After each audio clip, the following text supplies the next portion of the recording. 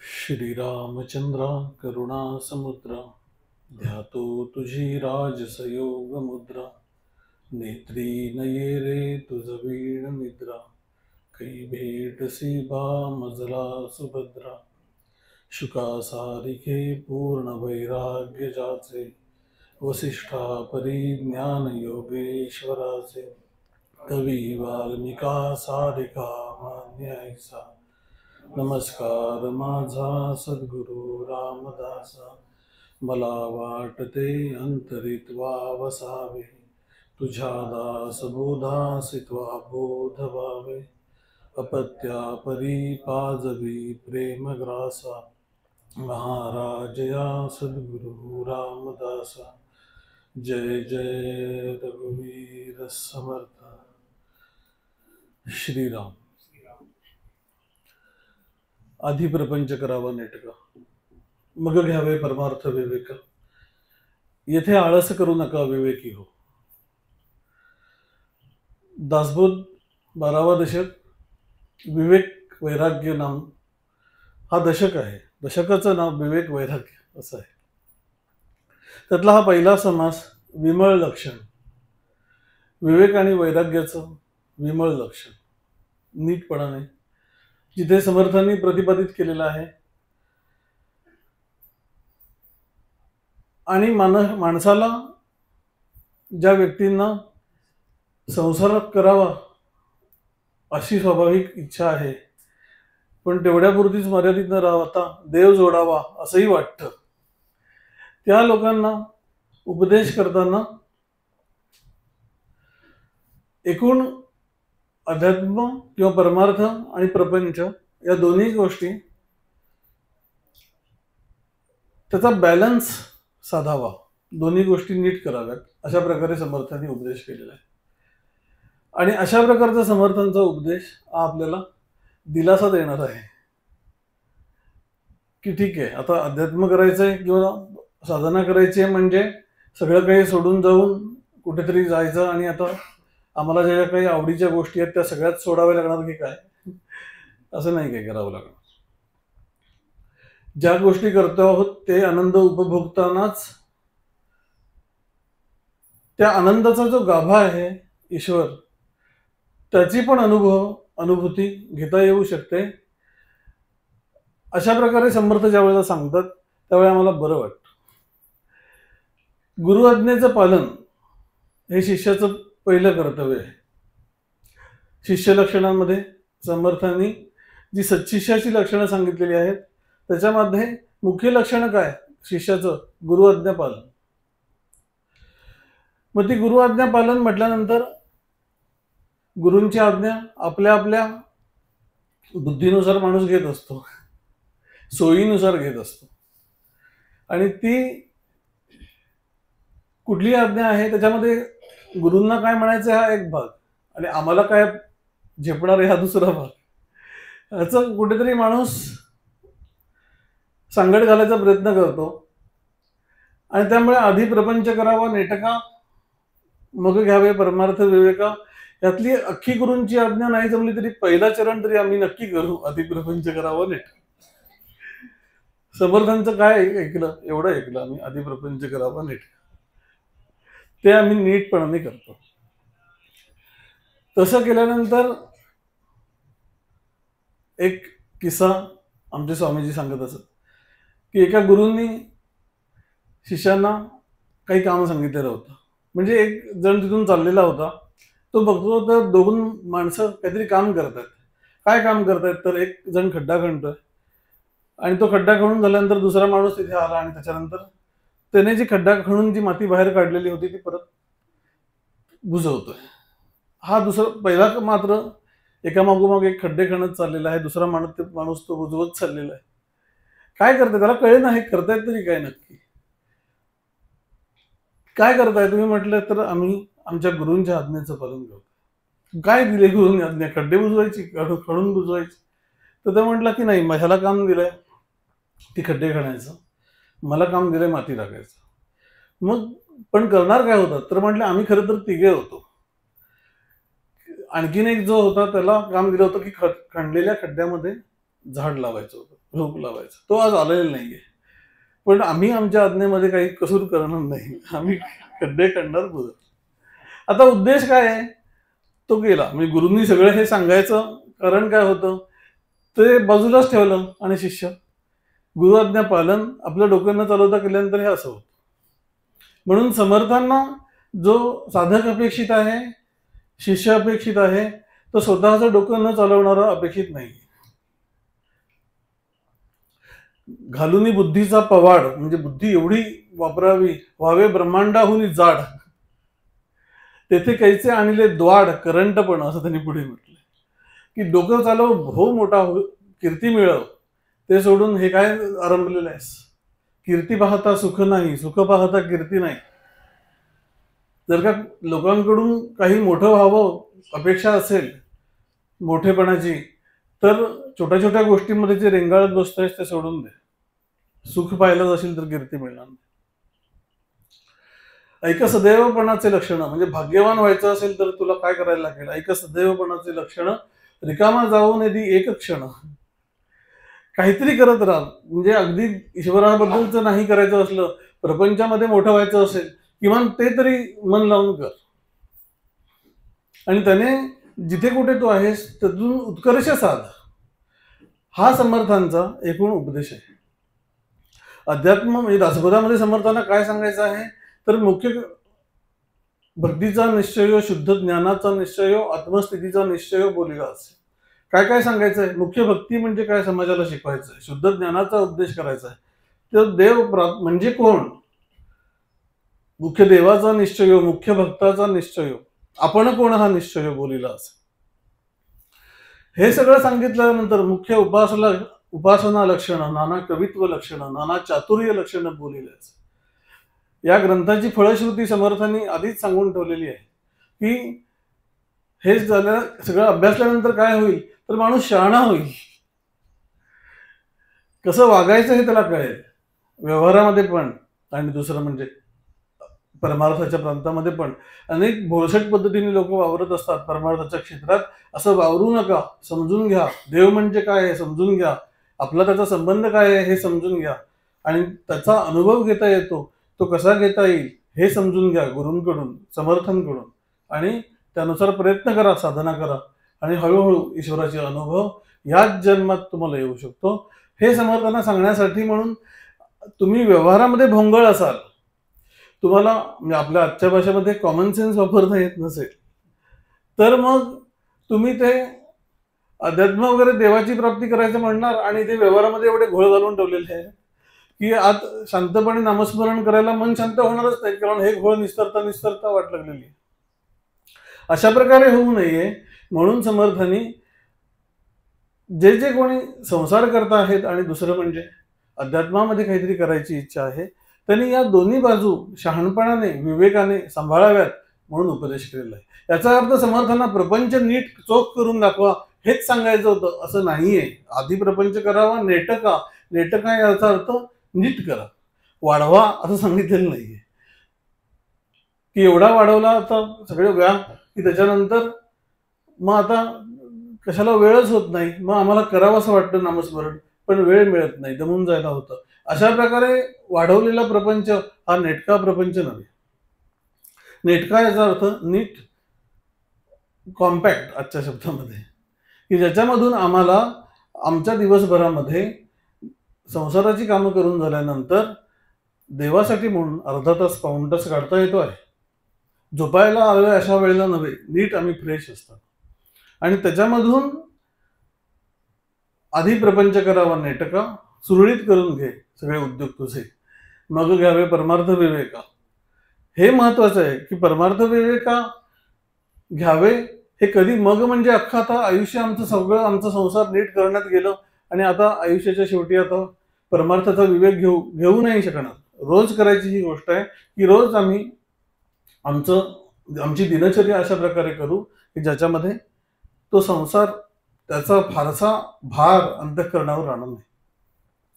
आणि त्याच्यानंतर आम्ही मोकळेपणाने काही काळ ईश्वराशी संबंधित होऊन राहू शकू. जी कुठली उपासना आम्हाला आवडते आहे, नाम घेतो आहोत, ध्यान करतो आहोत, चिंतन करतो आहोत, पठण करतो आहोत, जे जे काही करतो आहोत त्याच्या साहाय्याने आम्ही ईश्वराशी संबंधित होऊन जाऊ शकतो. येथे आळस करू नका, विवेकी हो, ह्याच्यामध्ये चुकू नका असं त्यांना म्हणायचंय. आणि ज्या ज्या काही समजुती असतात माणसांच्या, की एकदा का आता गुरूंना म्हणजे गुरु केले असा एक शब्द वापरला जातो. आम्ही आता गुरु केले म्हणजे काय, मी अनेक गोष्टी घेतल्या तसा आता गुरूंच्याकडून अनुग्रह पण घेतला असं माणसाच्या कॅज्युअल भावामध्ये वावरत असतात. आणि त्याच्यानंतर मग परमार्थाच्या बाबतीत अनेक मोठमोठ्या संतांचे त्यांची जीवनचरित्र आम्ही बघितलेली असतात आणि त्यांनी केलेली जी कडक उपासना असते ती बघितल्यानंतर आम्ही पण असं काहीतरी भन्नाट केल्याशिवाय आम्हाला देव भेटणारच नाही अशा पद्धतीचा माणूस मनामध्ये तो वावरत असतो घेऊन, की समर्थांनी 12 वर्ष पुरस्चरण केलं. आम्ही आता 12 वर्ष जर का जायचं ठरवलं तर आम्हाला कोण घरातून सोडणार. पण किमान एक दिवस जाऊन बघावं शिवतरखडीमध्ये. मोबाईल वगैरे बंद होते, तर रेंजच नसते, म्हणजे बंद करायचाही प्रश्न नाही शिवतरखडीत गेला तर. एक दिवस मोबाईल बंद केला तर कसं होतं आता लोकांना. पूर्वी एक मी ती गोष्ट वाचली होती की अमेरिकेमध्ये एक म्हणजे एक प्रश्न विचारला होता सगळ्या ह्याला, की अशी कुठली गोष्ट आहे की जी जर माणसाच्या आयुष्यातून नष्ट झाली तर माणूस मरणार नाही, पण ती वस्तू नसल्याची चुटपुट त्याला लागेल, खूप चुकल्यासारखं वाटेल. आणि लोकांनी खूप काही उत्तरं दिली होती. आणि ज्याला पहिल्या नंबरचं बक्षीस दिलं ते उत्तर होतं आरसा. की आरसा नसेल तर माणूस मरणार नाही, पण त्याला चुटपुट लागेल की अजून बघितलंच नाही थोडा वेळ झाला. आता ते त्या काळातला तो सर्वे होता. आज केला असता तर मोबाईल या उत्तराला पहिला नंबर मिळाला. आणि मग न्यायमूर्ती रानड्यांनी त्याच्यावर असं म्हटलंय की हे सगळे सद्ग्रंथ हे म्हणजे आरशासारखे आहेत आणि ह्यांच्यामध्ये बघितलं की असं आपलं प्रतिबिंब कळतं कसे आपण आहोत आणि काय काय करायला पाहिजे, अजून किती तयारी करायला पाहिजे याचं भान या ग्रंथांमधून आम्हाला येतं. म्हणून प्रपंचामध्ये आम्ही आहोत हे काही काळ लग्न वगैरे झाल्यानंतर, संसार झाल्यानंतर लोक आता नाईलाजाने काय करणार अशा भूमिकेत असतात, पण ते आमचं चॉईस म्हणूनच आम्ही आलेलो आहोत हे विसरता कामा नये. मोरोपंतांनी जसं म्हटलंय की लग्नामध्ये शुभमंगल सावधान असं म्हटल्यानंतर खरे सावधान झालेले एकच समर्थ की जे लगेच निघून गेले. याचा अर्थ आम्ही जिथे कुठे आहोत तिथून पुढे जाण्यासाठी म्हणून ईश्वर प्राप्तीच्या मार्गावर जो मार्ग आहे तो जर का आम्ही समजून घेतला तर आम्ही ज्या कुठल्या परिस्थितीमध्ये आहोत तिथे तो आम्ही आचरू शकतो. तर त्याच्यामध्ये आधी प्रपंच करावा नेटका आणि तो ईश्वर प्राप्तीसाठी काहीतरी उपासना करण्याच्या नादामध्ये आम्ही प्रपंचाची जर का हेळसांड केली, त्याच्याकडे नीट लक्षच नाही दिलं आणि कुठेतरी जाऊन आता बसलो, तर तसं तुम्ही करू शकणार नाही. हे समर्थांनी लगेच पुढच्या ओळीमध्ये प्रपंच सांडून परमार्थ केला कराल तरी तेने तुम्ही कष्टी व्हाल, प्रपंच परमार्थ चालवाल तरी तुम्ही विवेक. प्रपंच सांडून परमार्थ केला तरी अन्न मिळेना खायला. ह्याचं काय करशील, साधना करणार वगैरे ठीक आहे, पण भूक लागली की कुठेतरी मागत फिरशील, त्यापेक्षा घरातच बस आणि वेळेला जेव आणि ध्यान कर, काय प्रॉब्लेम आहे. रामकृष्ण जसं म्हणत असत की संसारात राहून परमार्थ करणं म्हणजे किल्ल्यामध्ये राहून लढण्यासारखं आहे, की सगळं प्रोटेक्टेड आहे, सगळ्या गोष्टी अवेलेबल आहेत. त्या जरुरीपुरता त्याच्यामध्ये सहभाग घेतल्यानंतर आमचा जर का मनाचा कल ईश्वर प्राप्तीसाठी असेल तर आम्ही ईश्वर प्राप्तीसाठी प्रयत्न निसंकोचपणे निसंदिग्धपणे करू शकतो. पण प्रश्न असा आहे की रामकृष्णांचे संतांचे ज्यावेळेला दृष्टांत असतात त्यावेळेला त्याच्यामध्ये थोडीशी मेख असते, ज्ञानबाची मेख म्हणतात तशी. तसं प्रपंचामध्ये राहून परमार्थ करणं म्हणजे किल्ल्यामध्ये राहून लढण्यासारखं आहे असं म्हटल्यानंतर आम्ही आता किल्ल्यामध्ये सेफ आहोत असं वाटतं, पण किल्ला हा शत्रूंपासून लढण्यासाठी आहे हे आम्ही विसरलो तर किल्ल्यामध्ये आहोत बसलेले. लढायचं आहे हा प्रश्न आहे. लढायचं कशासाठी आहे तर आमच्या ज्या काही आंतरिक आकर्षणं आहेत जी लहानपणापासून आम्ही संस्कारांनी वाढवत गेलेलो आहोत, उपभोग घेत गेलेलो आहोत, त्याच्यासाठी कुठेतरी ती आकर्षणं ही आम्ही हे सगळं सोडून जंगलात जाऊन बसलो तरी आम्हाला स्वस्थ बसू देणार नाही आतला सगळा भाग अंतःकरण. म्हणून प्रपंच किंवा परमार्थ हे जे भाग आहेत ह्याचा अर्थ बाह्य कुठल्या तरी गोष्टी नसून प्रपंच म्हणजे 5 महाभूत यांच्यापासून निर्माण झालेलं हे सगळं जग, ह्याचं आकर्षण ज्याच्या अंतःकरणात प्रधानतेने आहे त्याला प्रपंचिक असं म्हटलं जातं. आणि त्याच्या पलीकडे असणाऱ्या तत्वाला स्पर्श करावा, प्रपंचाला थोडंसं म्हणजे या जगाच्या आकर्षणांमध्ये राहिल्यानंतर पण त्याच्या पलीकडच्या तत्वाचा वेध घेण्याची इच्छा ज्याला आहे त्याला पारमार्थिक असं म्हणतात. परम अर्थ म्हणजे सर्वात श्रेष्ठ अर्थ 4 पुरुषार्थांमधला मोक्ष, हे ज्याला प्राप्त करावं असं वाटतं त्याला ह्या सगळ्या आकर्षणांमध्ये आनंद घेता येत असला तरी त्याच्यामध्ये तो फारसा रमत नाही. त्याच्या पलीकडे जाऊन ईश्वराची भेट घ्यावी असं त्याच्या अंतःकरणात प्रधानतेने असेल तर तो परमार्थी. त्याने वेश कुठला परिधान केलाय त्याच्यावर तो प्रपंची आहे किंवा परमार्थी आहे हे ठरत नाही. तसं जर असतं तर खूप सोपं होतं. म्हणजे त्या प्रकारच्या इंडस्ट्रीतल्या लोक कापडाच्या लोकांची कापडं आणली घातली की जात. पण अंतःकरणाची ठेवण जर का आम्ही समजून घेतली नाही आणि तशी घडवली नाही तर आम्ही कुठल्याही परिस्थितीमध्ये असलो तरी प्रपंच निर्माण करू शकतो. रामकृष्ण तर एक उदाहरण देत असत की सगळं सोडून कंटाळला, घरात राहून आता ईश्वर प्राप्ती होत नाही म्हणून गेला कुठेतरी आणि तिथे जाऊन जंगलात एकांतवासात राहिला. आणि मग एकांतवासात राहिल्यानंतर त्याला थंडी वारा सगळं लागायला लागलं. मग त्याने काट्याकुट्या जोडून थोडीशी एक झोपडी तयार केली. आता राहायला सोय झाली पण खाण्याचं काय? मग त्याला तिथे एक गाय सापडली कुठेतरी, तिला गाईला बांधलं. मला दुधाची सोय झाली पण तिला चारा हवा म्हणून थोडंसं त्याने काहीतरी अजून अरेंजमेंट केली. असं करत करत तो जंगलात जाऊन त्याने प्रपंच निर्माण केला. मग त्यापेक्षा होतं ते काय वाईट होतं.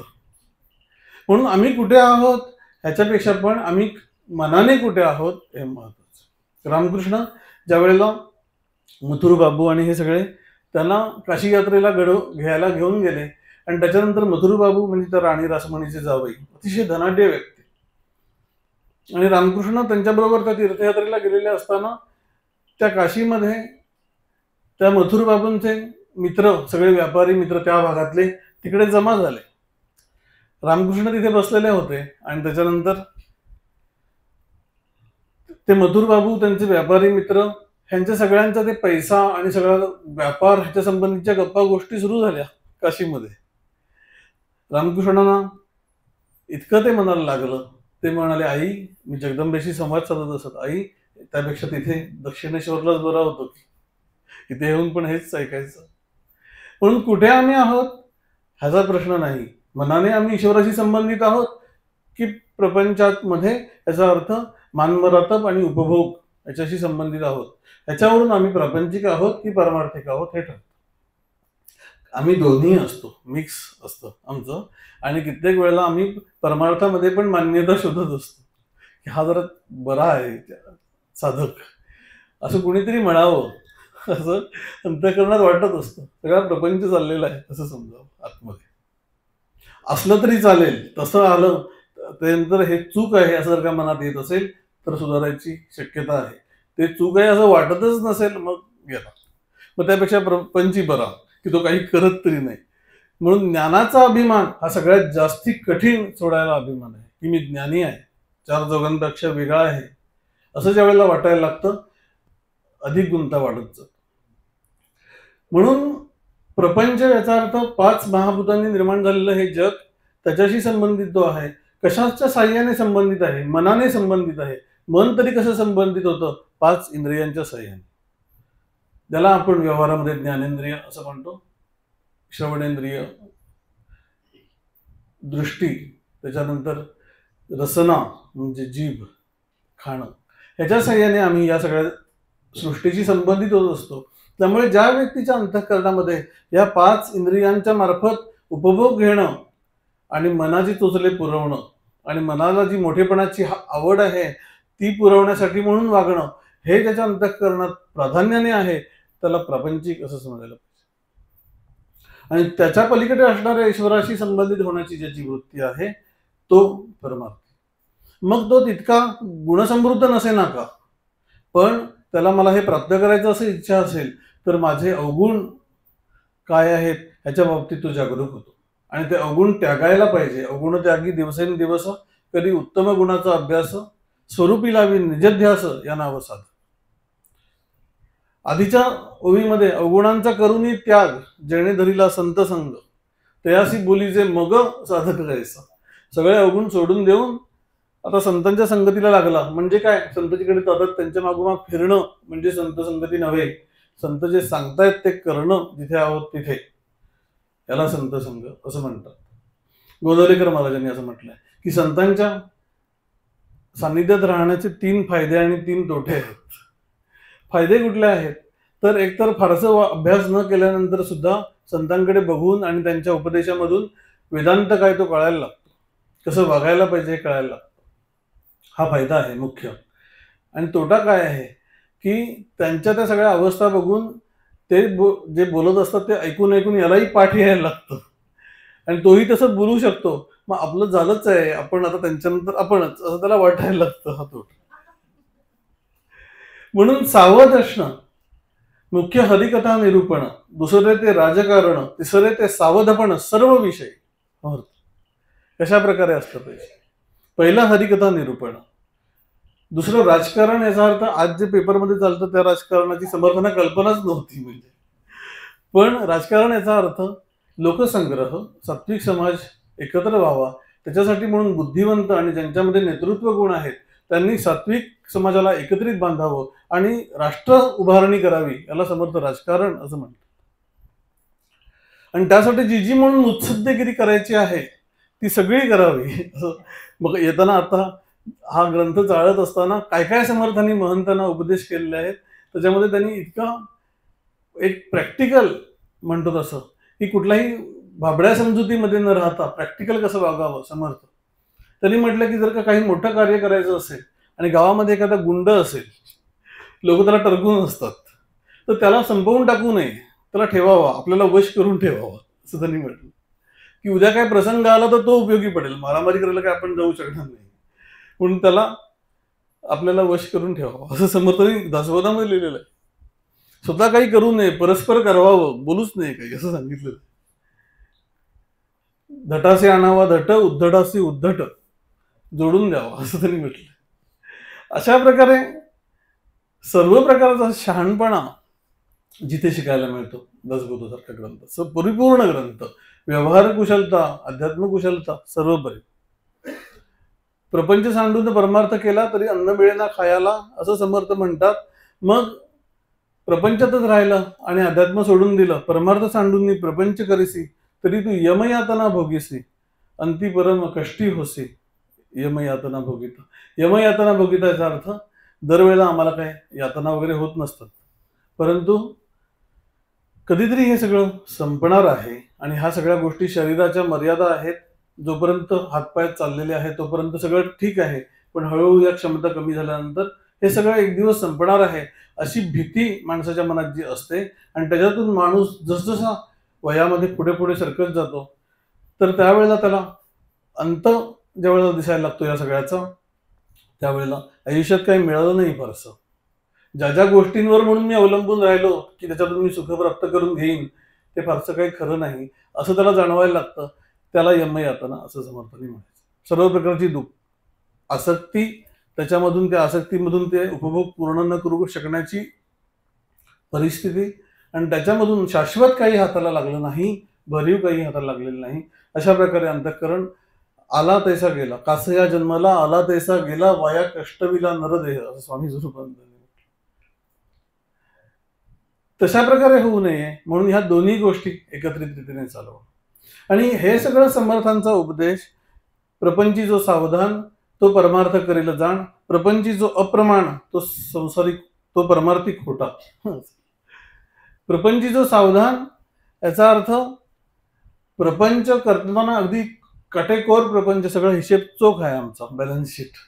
याला प्रपंची जो सावधान हा एक भाग आहे, पण प्रपंची जो सावधान याचा अर्थ प्रपंचाच्या अशाश्वततेबद्दल जो सावधान आहे आणि त्याच्या पलीकडे असणाऱ्या तत्वाचा वेध घेतला तरच आपण सुखी होऊ शकू हे भान ज्याला आहे. प्रपंची जो सावधान तोच परमार्थ करेल जाण. प्रपंची जो अप्रमाण, अप्रमाण याचा अर्थ त्याचा प्रपंच प्रमाणात नाही, अस्ताव्यस्त वाढलेला आहे एकतर किंवा निष्काळजीपणाने, त्याच्यामध्ये आंतरिक ठेवण ही एकूणच दुर्लक्ष करणारकी असल्यामुळे अध्यात्म सुद्धा ज्या वेळेला तो करायला जातो त्यावेळेला ते अध्यात्म पण विस्कळीत करतो.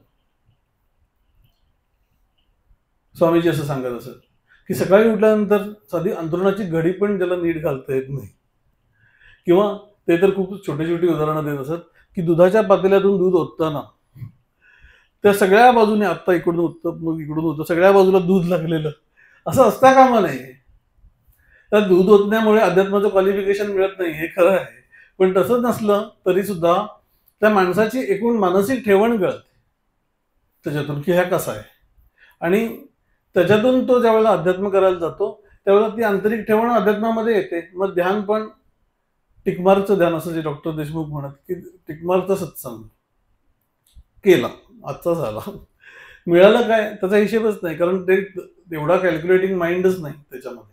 असं असू नये, जे काही करतो आहोत ते सावधानतेने करावं. काय मिळतंय आम्हाला त्याच्यामधून याच्यासाठी म्हणून सूक्ष्मात जाण्यासाठीचा प्रयत्न करावा. अध्यात्माचं अंतरंग समजून घ्यावं संतांकडूनच, दुसरीकडे कुठेतरी जायची आवश्यकता नाही. संसार त्याग न करिता प्रपंच उपाधी न सांडता जनामध्ये सार्थकता विचारायची होय. तस्मात विचार करावा, देव कोण तो ओळखावा, आपला आपण शोध घ्यावा अंतर्यामी. म्हणून जिथे कुठे आम्ही आहोत तिथून अध्यात्म चालवू शकू, परमार्थ करू शकू. आणि हे सगळं ही परंपरा जिथे प्रत्यक्षात घडली त्या या शिरगाव मठामध्ये आपण आहोत. की आता दादांनी प्रास्ताविक करताना एकूण या शिरगाव मठाची पूर्वपीठिका सांगितली की समर्थ ज्यावेळेला कोल्हापूरमध्ये अंबाबाईच्या मंदिरामध्ये दर्शनाला आले होते, पुरस्चरण करून 36-37 वय होतं समर्थांचं. मी आपण इमॅजिनच करू तरुण समर्थ, आणि ते आलेले आहेत. आणि त्याच्यानंतर त्यांचं एकूण ते व्यक्तिमत्व बलसंपन्न, तपश्चर्या संपन्न, ज्ञानसंपन्न. आणि त्याच्यानंतर समर्थांनी तिथे कीर्तनं सुरू केली आणि ती कीर्तनं त्यांचं एकूण व्यक्तिमत्व आणि त्यांचं वाणी गायन या सगळ्यांनी प्रभावित होऊन गेले तिथले लोक.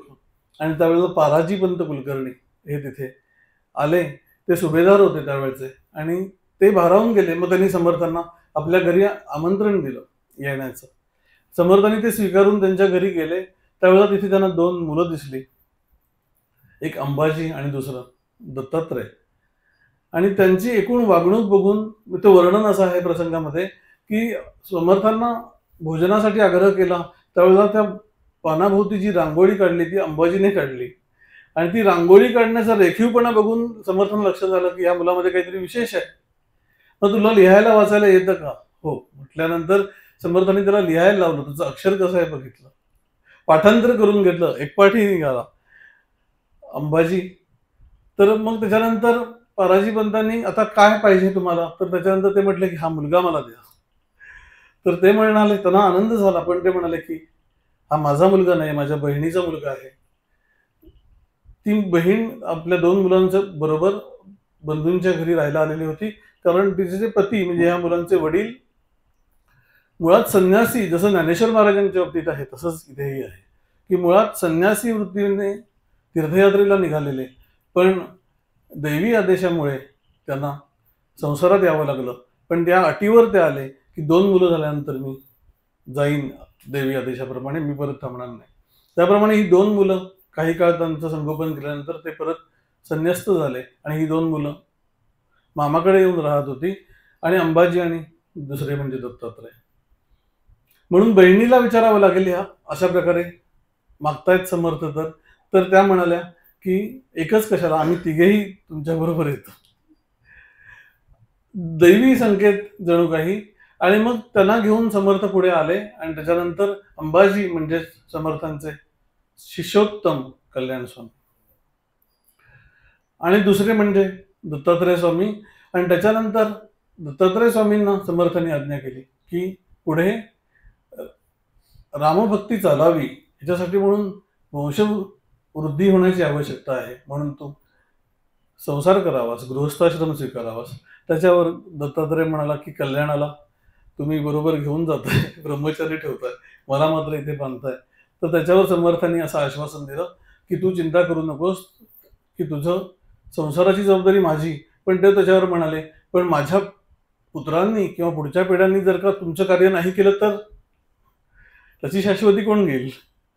तर त्याच्यावर समर्थ असं म्हटले की तुझ्या पुढच्या 8 पिढ्यांची जबाबदारी मी घेतो.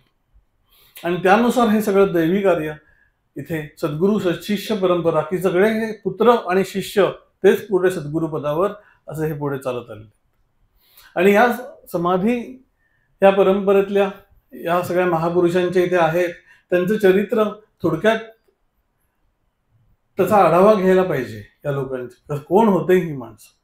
दत्तात्रय स्वामींचं तर जणू काही कल्याणांची प्रतिकृती, फक्त गृहस्थाश्रमात आहेत एवढंच. आणि ज्याप्रमाणे कल्याणांची निष्ठा त्याप्रमाणेच दत्तात्रय स्वामींची निष्ठा. दासबोधाचं लेखन, समर्थांच्या बहुतेक ग्रंथांचं लेखन हे कल्याणांनी केलं. त्याच्याबरोबर दुसरं म्हणजे दत्तात्रय स्वामी. आणि त्याच्या पुढे राघव स्वामी होऊन गेले याच परंपरेमध्ये. तर राघव स्वामींच्या जीवनातला तो प्रसंग आहे की ह्या शिरगाव मठाला त्या काळामध्ये पण आर्थिक उत्पन्न फारसं नव्हतं. आणि आर्थिक उत्पन्न फारसं नसल्यामुळे जे काही इथे उपक्रम चालतात ते कसे चालवायचे असं थोडंसं कायम एक अडचण असायची. आणि ह्या अडचणीवर तोडगा म्हणून त्या काळाचे जे छत्रपती म्हणजे शिवाजी महाराजांचे वंशज ज्यावेळेला इथे दर्शनाला आले त्यावेळेला त्यांनी असं एक प्रस्ताव ठेवला की इथे उत्पन्न मठाला कायमचं यावं म्हणून 2 गावांची सनद मी इथे देतो की त्याच्यातून जे काही उत्पन्न मिळेल ते मठाला येईल. त्याच्यावर राघव स्वामींनी असं उत्तर दिलं की समर्थाने आम्हाला 205 गावांची सनद दिलेली आहे, त्याच्यातून आमचं नीट होतं आहे, म्हणून ह्या 2 गावांच्या सनदीची आम्हाला आवश्यकता नाही. 205 गावं याचा अर्थ 205 मनाचे श्लोक.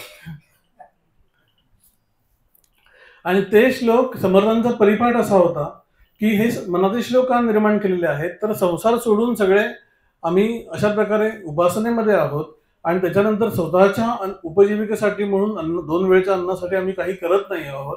त्याच्यासाठी आम्ही संसारिक गरजांसाठी म्हणून गृहस्थाश्रमी लोकांवर अवलंबून आहोत, भिक्षा मागतो आहोत. आणि त्याच्या बदल्यात आम्ही केवळ ह्यांच्याकडून फुकट भिक्षा घेता कामा नये, त्यांच्याकडून आम्ही अन्न घेऊ आणि त्यांना आम्ही विचार देऊ अध्यात्माचा. म्हणून हा दंडक होता की त्या घरासमोर उभं राहून भिक्षा मागताना एक मनाचा श्लोक म्हणायचा आणि मगच भिक्षा घ्यायची. अशीच नाही घ्यायची, देवाणघेवाण झाली पाहिजे. म्हणून साधूंचं पण जे कर्तव्य आहे, महंतांचे कर्तव्य आहेत, कुठेतरी डोंगरात राहून एकांतात राहून साधना करणं हा त्याचा आवश्यक भाग आहे.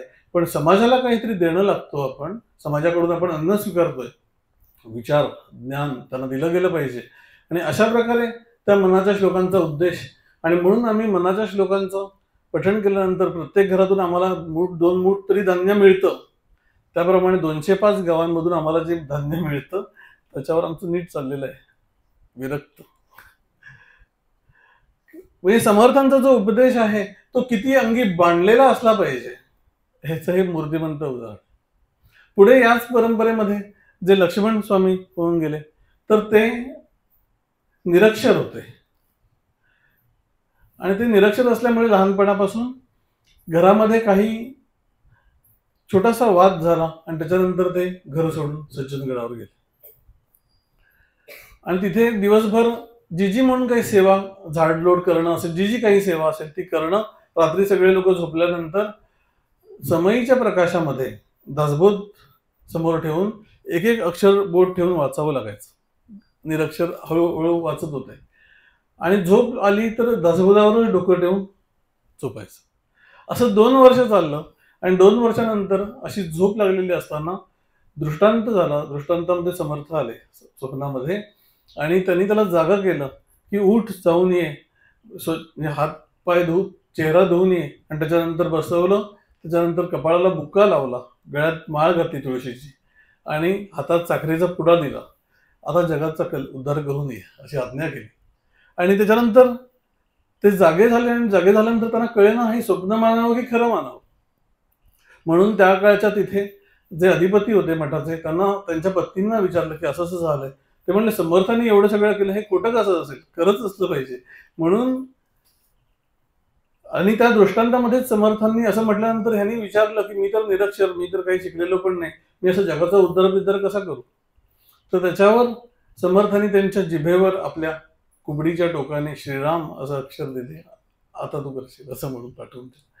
आणि हा दृष्टांत प्रत्यक्षात आला आणि पुढे त्यांच्याकडून त्यांनी असं वर्णन केलं आहे की समर्थांनंतर पूर्ण भारतभराचं भ्रमण करणारी एखादी व्यक्ती कोण असेल तर हे लक्ष्मण स्वामी होते आणि त्याच्यानंतर शेकडो शिष्यांचा संप्रदाय त्यांनी पुढे वाढवला.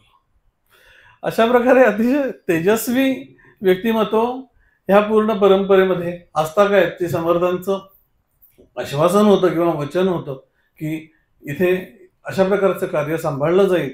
प्रपंच आणि परमार्थ नेटका आणि कसा करावा हे प्रत्यक्ष रीतीने बघण्यासाठी आम्ही इथे आलो की गुरूंचं कार्य किती कसोशीने करता येतं मनात आणल्यानंतर याच्या प्रेरणा आम्ही इथून घेतो.